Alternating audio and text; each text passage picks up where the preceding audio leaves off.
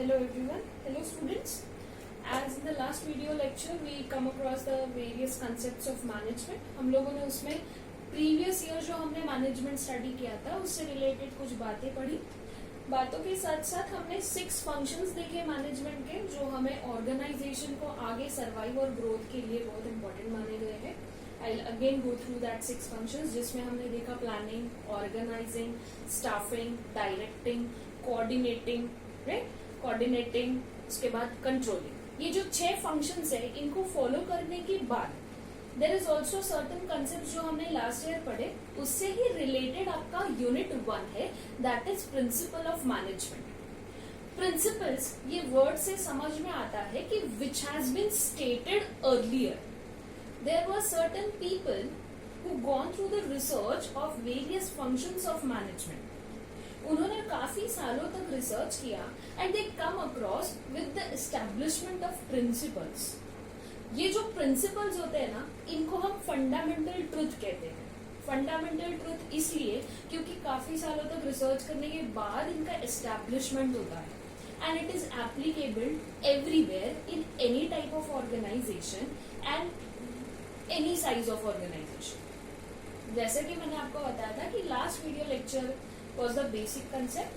तो नेक्स्ट आज का जो लेक्चर है वो हम with the help of book करेंगे जो मैंने आपको पीडीएफ के तौर पे सेंड किया है ग्रुप पे. So I am giving you 2 minutes everyone और एक मोबाइल लीजिए जहां से आप अपना पीडीएफ ओपन कर सकते हैं ताकि आज जो लेक्चर मैं ले रही हूँ उसका रेफरेंस आपको आपके बुक से मिल सके. ठीक है, टेक अ 2 minutes.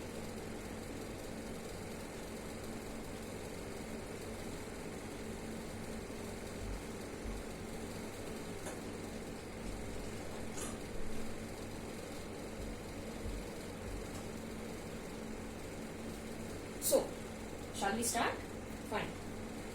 देखिए guys, principle of management. Principle ये वर्ड से हमको साइंस की याद आती है जो हम 8, 9, 10th में पढ़ते हैं. Principles, Archimedes principle, then Newton's law of gravitation etcetera etcetera. जो लॉज जो न्यूटन जो बाबा लोग थे हमारे साइंटिस्ट लोग जो थे उन्होंने एस्टैब्लिश किया. राइट, एक कंसेप्ट था हमने जो लास्ट ईयर पढ़ा that is management as a science. Right, याद आया होगा. तो मैनेजमेंट एज अ साइंस मतलब क्या? Science means what? Science means a systematic body of knowledge. किसी भी चीज का आप सिस्टमैटिक वे से जब पढ़ाई करते हो तब हम उसको साइंटिफिक स्टडी कहते हैं जिसके आगे और पीछे के सारे root causes cause and effects आप फाइंड आउट करने की कोशिश करो. Okay, Science is something which is universally accepted. Universally accepted इसलिए क्योंकि उसमें जो laws और principles establish हुए हैं वो रिसर्च करके establish हुए हैं, इसलिए अपने पास उनके logical reasons है to accept and go forward through it. ये चीज इंट्रोडक्शन के तौर पे अगर बात करें तो प्रिंसिपल ऑफ मैनेजमेंट ये ऐसी चीज है जो हर एक ऑर्गेनाइजेशन में इस्तेमाल करना बहुत जरूरी माना गया है. देखिए आपका page number 1. Your page number 1 gives you the introduction of principal of management जिसमें बोला गया है कि आपने 11th में मैनेजमेंट के बारे में तो पूरा पढ़ ही लिया है जिसमें आपने देखा कि management is everywhere. Whether it is your social life, whether it is your professional life, doesn't matter. आप हर एक चीज को मैनेज करते हो. मैनेजमेंट के लिए मैंने एग्जाम्पल भी आपको दिया था कि पार्टी के लिए जाना है तो you plan for a party, you get ready for a party, you choose the right people to go with them etcetera. मतलब आप सोशल लाइफ के साथ साथ अपने प्रोफेशनल लाइफ में भी मैनेजमेंट कंसेप्ट को कभी छोड़ते नहीं. राइट, अब इन कंसेप्ट्स को आगे बढ़ाने के लिए इन्होंने कहा कि अगर आपको मैनेजमेंट में ग्रोथ चाहिए तो ग्रोथ के लिए हमारे पास कुछ थिंकर्स थे जिन्होंने मैनेजमेंट को बहुत डीपली स्टडी किया. Thinkers, I always says the साधु बाबा लोग. ऐसे साधु बाबा लोग थिंकर्स थे जिन्होंने मैनेजमेंट के ऊपर काफी सालों तक रिसर्च किया and they come up with the principles. उनमें से there were not many thinkers guys, लेकिन नॉट मेनी में से 2 ऐसे थिंकर्स थे जिन्होंने अपने प्रिंसिपल्स ना कि एस्टैब्लिश किए लेकिन प्रूव किए कि वो अगर ऑर्गेनाइजेशन में हम इस्तेमाल करते हैं तो हमें सक्सेस पाने से कोई नहीं रोक सकता। And one of them was Henri Fayol. Fayol भाई साहब का मानना ये था कि there should be organisation first and then the employees. उनका मानना ये था कि अगर हम ऑर्गेनाइजेशन को डेवलप करते हैं तो अपने आप एम्प्लॉयज में भी डेवलपमेंट होता है।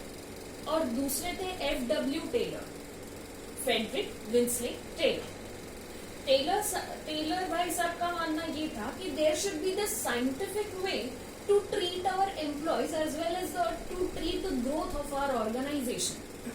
कैसे, वो हम आगे पढ़ेंगे। फर्स्ट ऑफ ऑल एक ब्रीफ चीज हम पढ़ लेते हैं, प्लीज कॉन्सेंट्रेट कीजिए। In brief, management sets the strategic goals in according with the vision of the organization and makes decision on how the overall organization will operate. Management is often included as a factor of production. It harmonizes all functions of business organization such as planning, organizing, staffing, coordinating and controlling, which are termed as the functions of management. इनका मानना ये है कि अगर ये functions को हमको harmonise मतलब peacefully with the clear vision, with the clear mission, अगर हम इनको फॉलो कर सकते हैं तो मैनेजमेंट के प्रिंसिपल्स का इस्तेमाल करना बहुत जरूरी पाया गया है। अगर इन प्रिंसिपल्स को हम इस्तेमाल नहीं करेंगे तो कहीं ना कहीं हमें ड्रॉबैक्स आएंगे। हमारे जो लॉसेस है, जो प्रॉब्लम्स है, उनके हमें जो सोल्यूशन या रिड्रेसल चाहिए शायद वो हमें नहीं मिल सके। इसलिए प्रिंसिपल्स का इस्तेमाल करना बहुत जरूरी माना गया है। We'll go through the definition of principles. देखिए, it's a very important, क्योंकि ये fill in the blanks में काफी बार पूछा गया है। Principles is defined as the fundamental truth or proposition that serves as the foundation for a system of belief and behavior or for a chain of reasoning. As I say कि अगर आपको किसी भी प्रॉब्लम्स का solution चाहिए, किसी भी problem के पीछे का रीजन अगर आपको फाइंड आउट करना है तो प्रिंसिपल्स का इस्तेमाल करना बहुत जरूरी पाया गया है। अगर आपने इन प्रिंसिपल्स को इस्तेमाल नहीं किया तो it will create a problem again and again, जो कि आपको समझ में नहीं आ पाएगा और आप उसके रिलेटेड सोल्यूशन फाइंड आउट नहीं कर सकते। ठीक है, सो नेचर एंड सिग्निफिकेंस से पहले I would like to go with the Henri Fayol principles. पहले हम प्रिंसिपल्स पढ़ेंगे क्योंकि वो प्रिंसिपल्स जब तक कि आप अच्छे से जान नहीं लोगे उसका नेचर और सिग्निफिकेंस के ऊपर आपका फोकस नहीं आ पाएगा। So we will first of all start with the Henri Fayol principles. Have page number 5। Page number 5 निकालिए, वहां पे 1.6 करके कंसेप्ट दिया है, Henri Fayol's administrative theory of management. Administration is a concept which is utilized at the top level management and administration में there is a slight difference, एक छोटा सा डिफरेंस पाया गया है। जब भी मैं मैनेजमेंट बोलती हूँ, जैसे कि मैंने लास्ट लेक्चर बताया था कि it is dealing with the human resource, और ह्यूमन रिसोर्स जिस पर्टिकुलर लेवल पे ज्यादा रहेंगे उस लेवल पे मैनेजमेंट रहेगा। तो ऑब्वियस सी बात है, जब हम लेवल्स ऑफ मैनेजमेंट को स्टडी करते हैं तो we find 3 levels, top level, middle level and bottom level. Among these 3 levels, bottom level consist of lot many human resources. तो इसीलिए मैं बात करूंगी कि ह्यूमन रिसोर्सेस सबसे ज्यादा जिस भी पर्टिकुलर जगह पे रहेंगे वहां क्या रहेगा, मैनेजमेंट रहेगा। और ऑब्वियस सी बात है, मैनेजमेंट नीचे मतलब बॉटम लेवल पे, तो middle level will consist of and top level will consist of administration, right. So administrative theory of management मतलब क्या, जहां पे टॉप लेवल वालों को सिखाया जाएगा कि मैनेजमेंट किस तरीके से होना चाहिए या थ्योरी ऑफ मैनेजमेंट कैसे होती है। ठीक है, आई am giving you again 2 minutes. आप पेज नंबर 5 निकालिए आराम से and will go through the introduction of Henri Fayol first. Okay, just go through the book.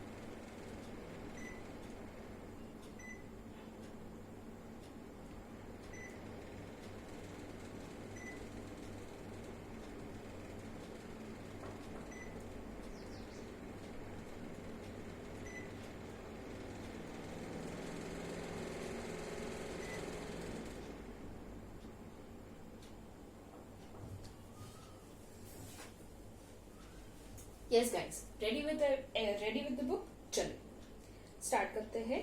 Henry Fayol was a French mining engineer who turned a leading industrialist and a successful manager. He started his career as a mining engineer in a French mining company and rose to the position of the chief managing director. Keep my words, guys. He was a French mining engineer, right?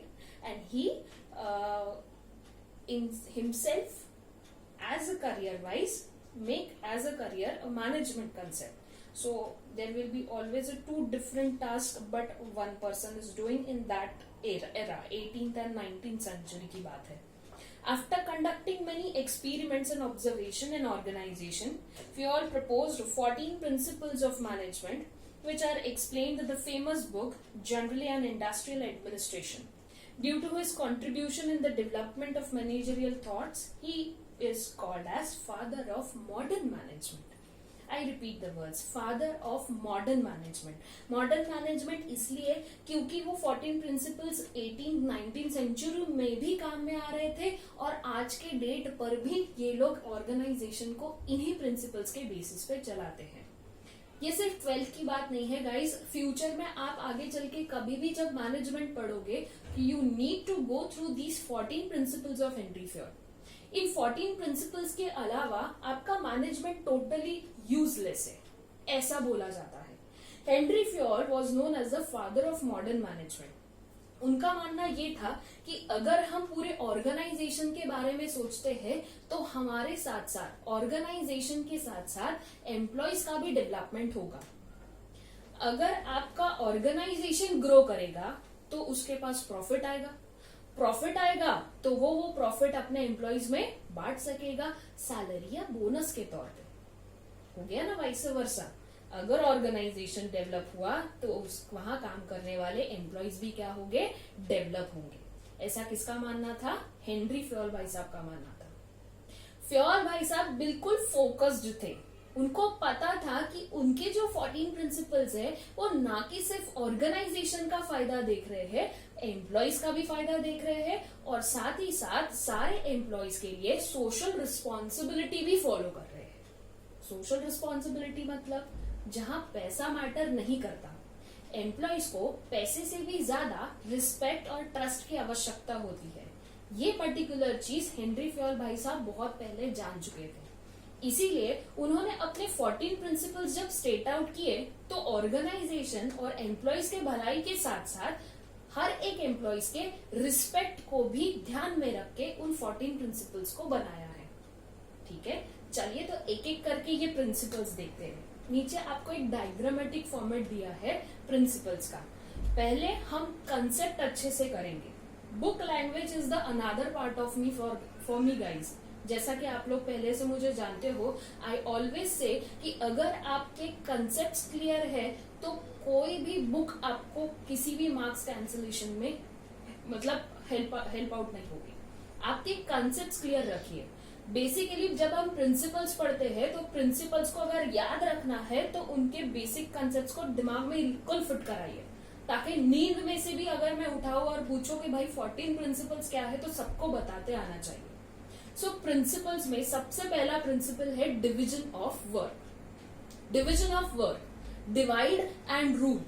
ये बहुत बड़ा statement है जो कि एक किसी महान इंसान ने दिया था. एंड दैट महान इंसान is happens to be the Hitler.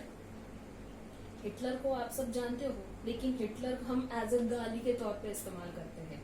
Hitler was not a bad person, actually he was a genius person. उसके पास इतना दिमाग था कि शायद ही कोई ऐसा बंदा होगा कि वैसा दिमाग से काम करे. He was one of the finest autocratic leader of the world. जब उसकी मौत हुई तो nobody knows how he dies. Even if he never went to the school, he knows everything about science, zoology, biology, everything. So Hitler was of the concept कि जनता पे अगर राज करना है, जो जनता को डिवाइड करो तो रूल करना आसान होगा. Divide and rule. उसी पर्टिकुलर कंसेप्ट को हेनरी फ्योल भाई साहब ने थोड़ा सा तोड़ मरोड़ दिया. उनका मानना ये था कि ऑर्गेनाइजेशन में मेरे पास जितने भी काम होंगे उन सारे कामों को मैंने डिवाइड करना है। डिवाइड करने से ऑर्डर डिसाइड होगा कि प्रायोरिटी वाइज मेरे साथ पहले कौन सा काम होना चाहिए, कौन सा बाद में होना चाहिए, किसमें क्या काम हमें बांटने हैं। ये सब चीजों के क्वेश्चंस के आंसर्स उनको ये पहले प्रिंसिपल में मिल जाते हैं। इसीलिए आपका सबसे पहला प्रिंसिपल बनता है principle of division of work. दूसरा है principle of authority and responsibility. पहला था डिवीजन ऑफ वर्क, दूसरा है authority and responsibility. Authority and responsibility के बारे में अगर बात की जाती है तो एक्चुअली ये लोग बैलेंस के बारे में बात कर रहे हैं। एक एग्जांपल देती हूँ। मेरी एक शर्ट मैन्युफैक्चरिंग कंपनी है। मैंने अपने प्रोडक्शन मैनेजर को बोला कि एक महीने के अंदर अंदर मुझे 25,000 शर्ट्स चाहिए। I have one order to complete. मैंने किसी को कमिट किया है, वो मुझे कमिटमेंट फुलफिल करना है। तो मैंने मेरे प्रोडक्शन मैनेजर को बोला कि भाई तू 25,000 शर्ट्स मुझे प्रोड्यूस करके दे एक महीने के अंदर अंदर। अब वो 25,000 शर्ट्स प्रोड्यूस करने के लिए मैंने उसे रिस्पॉन्सिबिलिटी तो दे दी, लेकिन उससे जुड़ी हुई मैंने उसको पावर्स या अथॉरिटी अब तक नहीं दी। अब उससे जुड़ी हुई अथॉरिटी मतलब क्या कि वो फोन करे, रॉ मटेरियल मंगवाए, उसको कौन से एम्प्लॉयज चाहिए वो डिसाइड करे। अगर वो ये सब चीजें डिसाइड नहीं कर पा रहा है, इसका मतलब ना वो अपनी रिस्पॉन्सिबिलिटी फॉलो कर पाएगा और ना ही अथॉरिटी मैंने उसको दी है, मतलब काम अधूरा रह गया। तो अगर अपने एम्प्लॉय से काम पूरा करवाना है तो उनको जब आप रिस्पॉन्सिबिलिटी देते हो तो उससे जुड़ी हुई अथॉरिटी देना भी बहुत जरूरी है। There should be the proper balance between authority and responsibility. वापस एक बार चलते पीछे। पहला प्रिंसिपल था division of work, divide and rule. काम को डिवाइड कीजिए और उसे अच्छे से कंप्लीट कीजिए। दूसरा था authority and responsibility. There should be the proper balance between authority and responsibility. Okay. Third principle is discipline. Principle of discipline. जैसा कि हम वर्ड से जानते हैं, वर्ड को जब हम बोलते हैं तब थोड़ा सा हमें ऐसा लगता है डिसिप्लिन, अरे बाप रे सो बोरिंग। बट यही बोरिंग चीज एक ऑर्गेनाइजेशन में बहुत मायने रखती है। आपने अगर किसी को कमिट किया है, किसी को प्रॉमिस किया है, तो आपने वो प्रॉमिस, वो कमिटमेंट फुलफिल करना बहुत जरूरी है। क्योंकि गिवन टाइम में अगर आप वो गिवन कमिटमेंट फुलफिल नहीं कर रहे हैं तो आपकी गुडविल के ऊपर क्वेश्चन मार्क लगता है, और वही क्वेश्चन मार्क को अगर आपको हटाना है तो प्रिंसिपल ऑफ डिसिप्लिन को फॉलो करना बहुत जरूरी माना गया है। प्रिंसिपल ऑफ डिसिप्लिन आपको हमेशा up to the mark, focused और आपको अपनी गुडविल इंक्रीज करने में मदद करेगा, दैट्स फॉर श्योर। पहला था principle of division of work, दूसरा है principle of authority and responsibility, third is principle of discipline. इन तीन में से अगर आपको कोई चीज नहीं समझ में आती है तो प्लीज व्हाट्सएप पे आप मुझे बात भी कर सकते हो। You can call me back. आपको किसी भी तरीके का कंफ्यूजन अगर है तो आप प्लीज क्वेश्चन पूछ सकते हैं, ठीक है। प्रिंसिपल ऑफ डिसिप्लिन के बाद there is unity of command. Unity of command मतलब क्या? कमांड। जब कोई बंदा किसी को कमांड करता है, when superior gives command to the subordinates, when superior gives command to the subordinates, तो उस सबऑर्डिनेट को कभी कंफ्यूजन नहीं रहेगा कि मुझे किसकी बात सुननी है, क्योंकि उसको पता है कि मेरे ऊपर एक सुपीरियर है जो मुझे हमेशा कमांड करेगा और ये बताएगा कि मुझे क्या काम करना चाहिए। So there should be always one superior for one subordinate, जिसको हम कहते हैं यूनिटी ऑफ कमांड। क्या कहते हैं? Unity of command. I repeat, one superior for one subordinate, one superior for one subordinate is unity of command। पहला था division of work, दूसरा है अथॉरिटी एंड रिस्पॉन्सिबिलिटी, तीसरा है डिसिप्लिन और चौथा है यूनिटी ऑफ कमांड। डायग्राम के नीचे उनके एक्सप्लेनेशन दिए हैं। इन पेज नंबर, नेक्स्ट पेज देखिए, डायग्राम के तुरंत नीचे आप एक बार गो थ्रू कर सकते हो शॉर्ट में। एक 2 मिनट्स का मैं ये ले लेती हूँ, ब्रेक ले लेती हूँ 2 मिनट का। आप प्लीज गो थ्रू कीजिए इन चारों के ऊपर, फिर हम आगे बढ़ते हैं।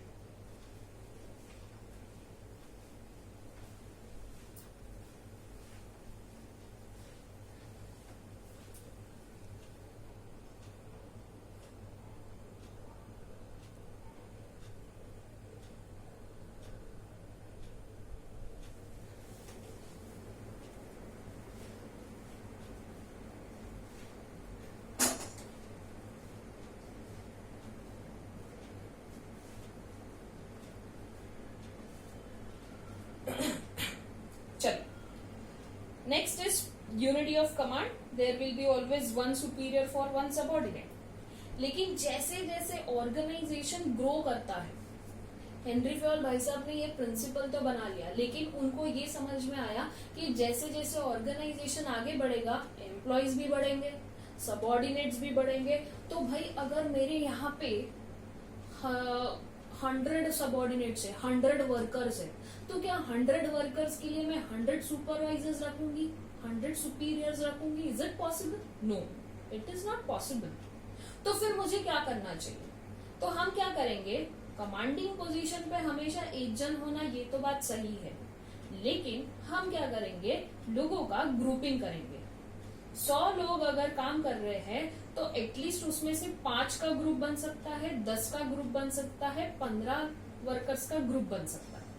तो इन वर्कर्स को ग्रुप बना के उस एक ग्रुप को एक सुपीरियर हम अलॉट करेंगे, जो कि वो कमांड भी करेगा, इंस्ट्रक्ट भी करेगा और गाइडेंस भी देगा कि काम किस तरीके से होना चाहिए। इसीलिए यूनिटी ऑफ कमांड के बाद आता है यूनिटी ऑफ डायरेक्शन, जो कि यूनिटी ऑफ कमांड के ड्रॉबैक को कवर कर रहा है। Unity of command is needed, that's for sure, क्योंकि एक सुपीरियर के पीछे एक सबऑर्डिनेट के पीछे एक सुपीरियर का होना बहुत जरूरी है। लेकिन जब आपके पास सबऑर्डिनेट्स बढ़ जाते हैं, आपके साइज ऑफ ऑर्गेनाइजेशन इंक्रीज हो जाता है, एट दैट टाइम आपको जरूरत पड़ती है ग्रुपिंग करने की, और वो ग्रुपिंग करना आसान होता है with the principle of unity of direction से।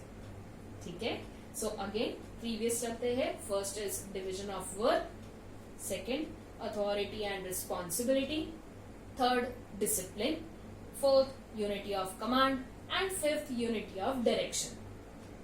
आगे बढ़ते हैं, यहां से थोड़ा सा अभी प्रिंसिपल्स ट्विस्ट हो रहे हैं। Subordination of, next principle is subordination of individual interest to general interest. मतलब क्या है, मैंने लास्ट लेक्चर बताया था कि मैनेजमेंट हम इसलिए करते हैं ताकि इंडिविजुअल इंटरेस्ट को हम ऑर्गेनाइजेशन के इंटरेस्ट में कन्वर्ट कर सके। इंडिविजुअल इंटरेस्ट मतलब क्या, कि भाई मुझे पैसा कमाना है, लेकिन ऑर्गेनाइजेशन ही पैसा नहीं कमा पा रहा है, तो क्या वो इन रिटर्न आपको कुछ दे पाएगा? क्या नहीं। एक बंदा है जो बहुत सालों से एक ऑर्गेनाइजेशन में काम कर रहा है, and he ask for the increment to his superior.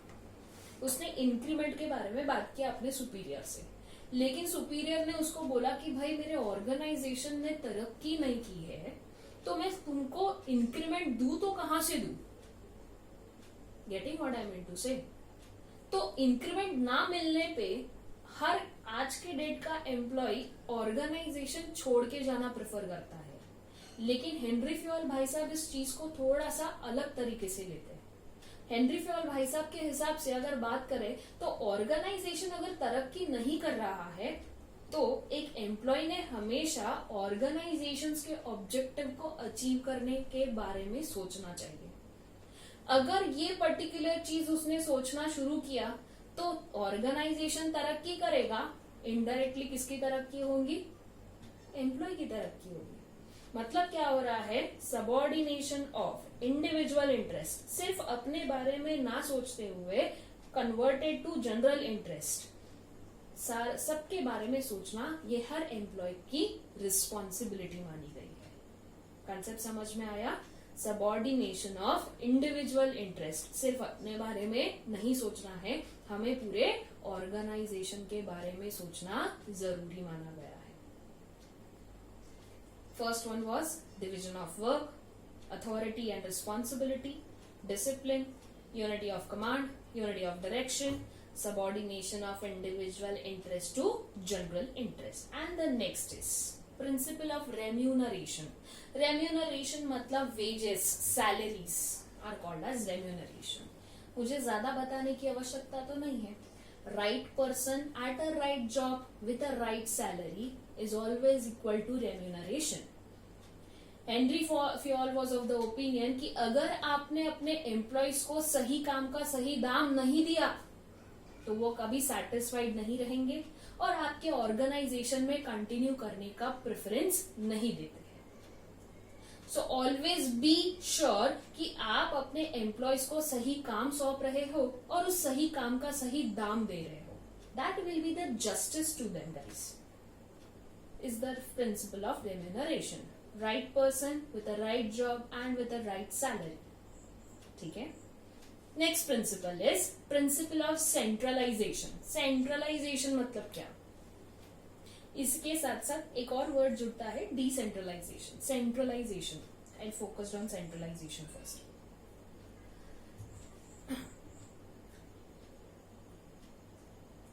Gandhi's commerce classes. Gandhi's commerce classes, there was previously सिर्फ एक ही ब्रांच होता था, the head branch which is at the Ramdas Street. ठीक है. गंदे सर वहां का पूरा तामझाम तब देखते थे because it was a small organisation and it was easy for that person to look after each and every problems and each and every corners of the office. ठीक है.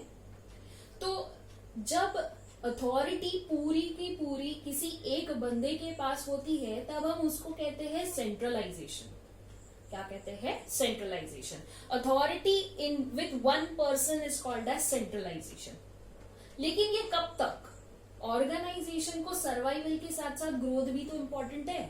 तो जब ऑर्गेनाइजेशन ग्रो करेगा, जब ऑर्गेनाइजेशन बढ़ेगा तो growth के साथ साथ मुझे सेंट्रलाइजेशन से डिसेंट्रलाइज होना बहुत जरूरी है. अब डिसेंट्रलाइजेशन मतलब क्या? Division of authority is called as decentralisation. Gandhi sir ji ने सोचा कि मुझे इस पर्टिकुलर ब्रांच के साथ साथ और भी ब्रांचेस ओपन करनी चाहिए, इसीलिए ही come up with the Vardhaman Nagar branch. ठीक है. Now it was not possible for him to look after 2 और मोर ब्रांचेस. 2 या 2 से ज्यादा ब्रांचेस होने की वजह से, एक्सपेंशन होने की वजह से ही was enable to look after each and every concepts and each and every aspects of his organization. So what did he do? He divided his authority among the members working in his organization. I repeat my words, ये बहुत जरूरी है. किसी array गेरे के पास इन्होंने अपनी authority divide नहीं की है. इन्होंने अपनी अथॉरिटी ऐसे लोगों के पास दी है जो इनके अंडर काफी सालों से काम कर रहे हैं. The people who are trustworthy to him. So Vardhaman Nagar branch की अथॉरिटी किसके पास आ गई? ताराचंद निंजे सर जी के पास. ठीक है. तो sir is now the whole and sole decision maker for the GCC Vardhaman Nagar branch. इसे कहते हैं डिसेंट्रलाइजेशन, डिविजन ऑफ अथॉरिटी. क्या कहते हैं? Division of authority. जब चीजें सेंट्रलाइज होती है तब अथॉरिटी किसी एक बंदे के पास होती है. जब चीजें डिसेंट्रलाइज होती है तब हम उसे क्या करते हैं? डिवाइड करते हैं among the members of the organisation. I repeat my words, among the members of the organisation. आज अगर जीसीसी वर्धमान नगर ब्रांच से रिलेटेड कोई डिसीजन मेकिंग है तो Tarachand sir has authority to take decision. ठीक है. लेकिन जब मैं गंदेस कॉमर्स क्लासेस की बात करूंगी तो डिसीजन मेकिंग के लिए सिर्फ Tarachand sir is not sufficient. He is a part of that organisation. तो वो सारे अथॉरिटी लेवल्स मिलजुल के जो डिसीजन लेंगे that will be the decision maker. समझ में आया concept? Authority with one person is centralization. When you expand your organization, you divide that authority for the betterment of organization. इसे कहते हैं decentralization. Centralization and decentralization. रिवर्स आते हैं। पहला था डिवीजन ऑफ वर्क, दूसरा अथॉरिटी एंड रिस्पॉन्सिबिलिटी, तीसरा discipline, unity of command, unity of direction, subordination of individual interest to general interest, remuneration, centralization and decentralization. Okay, आगे बढ़ते हैं। After centralization and decentralization there was a very उटपटांग सा एक principle आया, that is scalar chain. Scalar chain को समझने के लिए आपके बुक का पेज नंबर 7 निकालिए। निकाला? देखो 7 पे उन्होंने एक डायग्राम दिया है, एक ट्रायंगल शेप निकाला है एंड ABCD एंड इधर वाले साइड में EFG ऐसे कुछ लोगों को प्लेस किया है। ठीक है, according to the principle of scalar chain, mark my words and please concentrate guys, according to the principle of scalar chain, if D वाला बंदा, जहां पे D वाला बंदा बैठा है, वो D वाला बंदा अगर F वाले के साथ बात करना चाहता है तो स्केलर चेन क्या कहता है, आपका जो फ्लो ऑफ इंफॉर्मेशन है वो कैसा होना चाहिए, D से D को किससे बात करनी है, F से। ठीक है ना, तो D से C, C से B, B से A से E से F, ऐसी वो चेन जाना जरूरी है, क्योंकि इससे हर एक बंदे को पता चलेगा कि वो दो जन के बीच में क्या बातें हो रही है। And this is true and it is important also, ताकि ऑर्गेनाइजेशन में रूमर्स क्रिएट ना हो और फ्लो ऑफ इंफॉर्मेशन फास्ट हो सके, ताकि आपके काम जल्दी हो। ऑर्गेनाइजेशन में हम काम करने के लिए आते हैं, गॉसिपिंग या रूमर्स का क्रिएट करने के लिए नहीं आते हैं, राइट। सो डी वाले को अगर एफ वाले से बात करनी है तो वो चेन के हिसाब से चलेगा। पर जब कुछ दिन बीते, ये पर्टिकुलर प्रिंसिपल जब हेनरी फ्योल भाई साहब ने यूटिलाइज करना शुरू किया, ही केम अक्रॉस कि ये पर्टिकुलर प्रिंसिपल एक टाइम पे काम नहीं कर रहा है जहां पे तुमको तुरंत डिसीजन मेकिंग लेना। अगर आपको किसी भी चीज, अब डी वाले को एफ वाले को एकदम अर्जेंट इंफॉर्मेशन पहुंचानी है जो कि डिसीजन मेकिंग में बहुत इंपॉर्टेंट है, ऐसे टाइम पे ये खेल थोड़ी ना खेलते बैठेंगे। Is it possible for that organisation? No, it is a total waste of time. तो इस वेस्ट ऑफ टाइम को रिकवर करवाना तो जरूरी है। स्केलर चेन भी इंपॉर्टेंट है, लेकिन रिकवरी भी होनी चाहिए। तो रिकवरी के तौर पे हेनरी फ्योल भाई साहब has came up with the gang plank. वहां देखिए नीचे लिखा हुआ येलो लाइन से, gang plank. According to the gang plank, the D person can have a direct communication with whomsoever he want to talk. किसी भी बंदे से वो बात कर सकता है डायरेक्टली। वहां पे G दिया है, लेकिन I'll take a F. F के साथ भी वो डायरेक्ट कम्युनिकेशन कर सकता है at the time of emergency.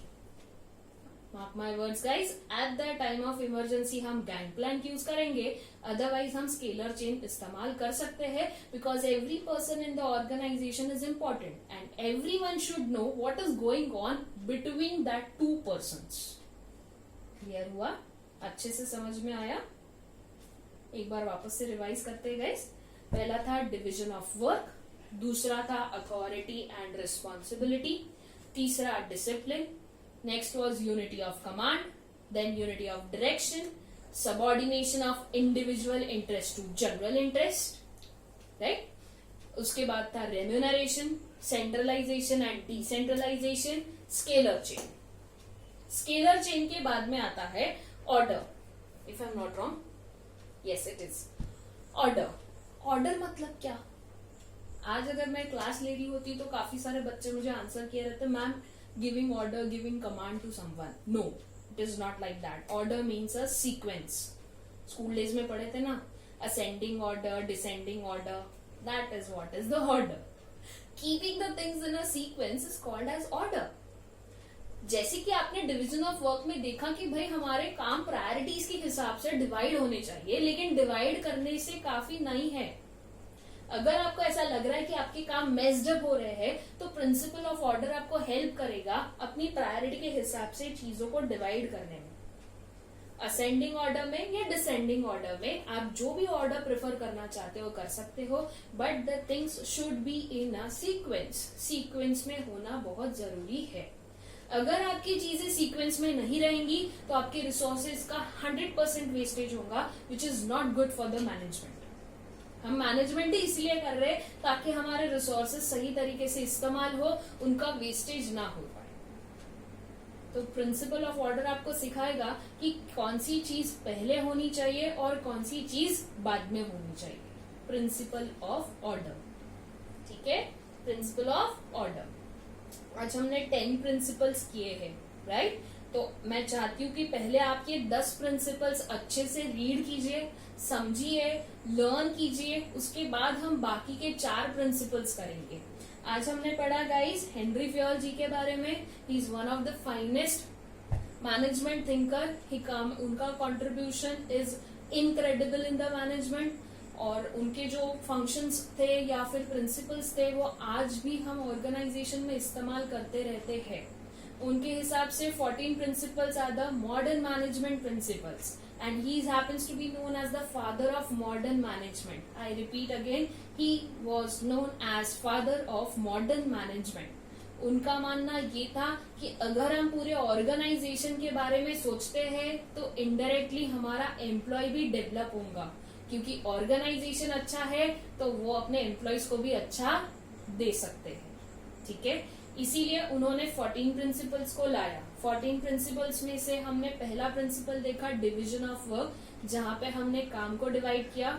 दूसरा देखा authority and responsibility, that means there should be the proper balance between authority and responsibility.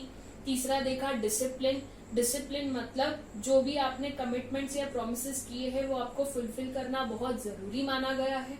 Then unity of command, there should be always one superior with one subordinate. लेकिन अगर आपके अगर आपके subordinates बढ़ते जा रहे हैं तो आपको नेक्स्ट प्रिंसिपल हेल्प आउट करेगा, that is unity of direction, जहां पे आप बहुत सारे सबॉर्डिनेट्स को किसी एक सुपरवाइजर अलॉट कर सकते हैं। उसके बाद हमने देखा subordination of individual interest to general interest, जिसका मानना ये था कि हमने हमारे एम्प्लॉयज को बताना है कि सिर्फ पर्सनल इंटरेस्ट के बारे में मत सोचिए, जनरल इंटरेस्ट के बारे में सोचिए, ताकि ऑर्गेनाइजेशन की भी प्रॉस्पेरिटी हो और साथ साथ एम्प्लॉयज की भी प्रॉस्पेरिटी हो। The next one was remuneration, giving right person with the right job with the right salary so that he और शी शुड फील सेटिस्फाइड और आपके ऑर्गेनाइजेशन में वो लॉन्ग टर्म पर काम करे। Next was centralization and decentralization. Centralization मतलब powers in one hand, but when your organization grows वही पर्टिकुलर पावर आपको आपके ऑर्गेनाइजेशन में डिवाइड करना बहुत जरूरी है among the members of the organization. Division of authority कैसी होनी चाहिए among the members of the organization, तो ही हम उसको डिसेंट्रलाइजेशन कहते हैं, ठीक है। After that principle of scalar chain. Scalar chain क्या बताता है, हमने वो ट्रायंगुलर डायग्राम देखा और उसमें ये देखा कि अगर एक बंदे को किसी दूसरे बंदे से बात करनी है तो वो चेन के हिसाब से चलेगा। इसका मतलब उन दो जन के बीच में जितने भी लोग हैं उन सब लोगों को पता चले कि what information is flowing in the organization. लेकिन at the time of emergency it creates a delay in decision making. तो हेंस भाई साहब ने कौन सा प्रिंसिपल निकाला, गैंग प्लैंक। स्केलर चेन को रिकवर करने के लिए गैंग प्लैंक निकाला, जिसके तहत those two people can have a direct communication regarding the problems of the organization. D वाला बंदा डायरेक्टली एफ वाले बंदे के साथ क्या कर सकता है, बात कर सकता है according to the gang plank, ठीक है। Last but not least the principle of order. Principle of order मतलब keeping the things in a sequence. आपके प्रायोरिटी के हिसाब से आपने अपनी चीजों को सीक्वेंस में रखना जरूरी है, इन द असेंडिंग ऑर्डर और डिसेंडिंग ऑर्डर डजंट मैटर, ठीक है। प्रायोरिटी जैसी रहेगी वैसे आपको आपके ऑर्डर्स डिसाइड करने हैं। ऑर्डर मतलब कमांड देना नहीं, चीजों को सीक्वेंस में रखना। Keeping the things in a sequence is called as principle of order. आज के लिए मैं यहीं पे रोकूंगी। I want you to all go through these first 10 principles, पढ़िए, इंट्रोडक्शन पढ़िए अच्छे से। नेक्स्ट लेक्चर हम लोग बाकी के 4 प्रिंसिपल्स फिनिश करेंगे और साथ ही साथ साइंटिफिक मैनेजमेंट नेक्स्ट थिंकर के बारे में पढ़ेंगे. So thank you so much guys. इससे रिलेटेड आपको कोई भी प्रॉब्लम हो तो प्लीज कॉल मी और text me on WhatsApp. I will be there for you guys. Thank you so much. Thank you once again. Thank you.